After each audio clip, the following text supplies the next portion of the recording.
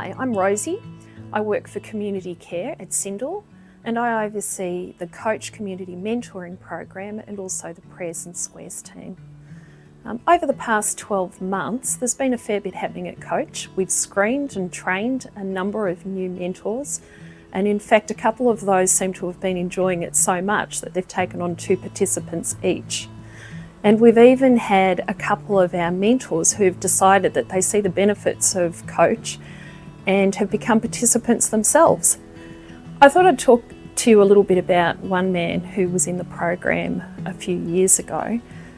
He came from a background where he was quite sheltered, so he struggled a bit with lots of everyday skills, and as a consequence his parents decided to keep him at home. So he didn't really attend school, and he didn't really get the opportunity to learn many life skills.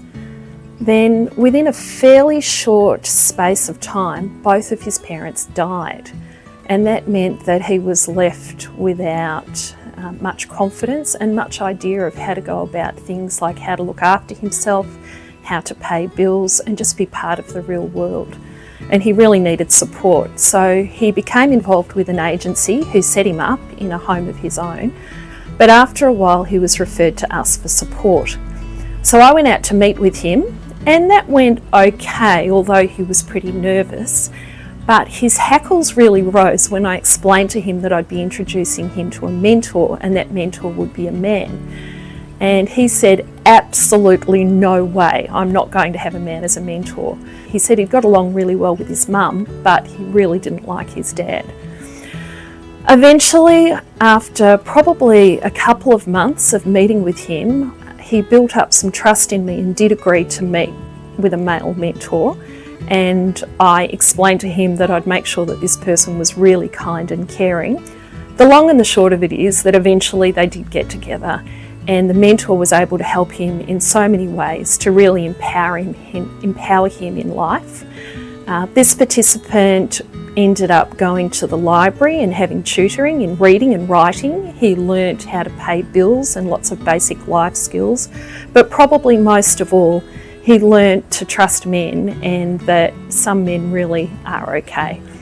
And now he keeps in touch with me, and he keeps in touch with his mentor from time to time, and says that he really is like a dad should be.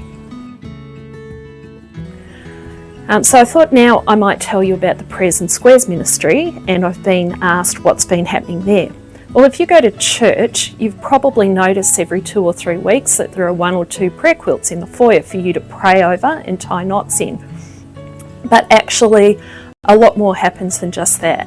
Last year we made over 80 prayer quilts and sent them out to people who are from the church, maybe friends, neighbours of people, classmates, colleagues, and we even sent some quilts interstate and overseas.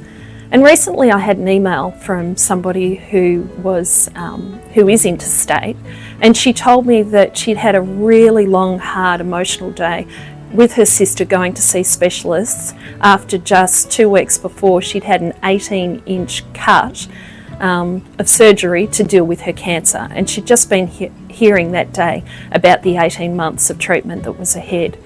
And she said that they came home and they just sat out in the front garden with a neighbour, feeling exhausted and pretty down, when a courier turned up with a big smile and gave her a gift. And that gift was the prayer quilt that had come from the Prayers and Squares team at Sindel. And when she opened it up, her words were something like, she was overwhelmed. She was so delighted. She couldn't believe that people who didn't know her would do this for her. She loved the book and the handmade card, and she said it really just wiped away all of the negatives of the day. But the thing that really meant the most to her was that knowing that a whole group of people were praying for her and walking the journey with her as she went through this cancer treatment and had been through her surgery. So it's really encouraging to hear that.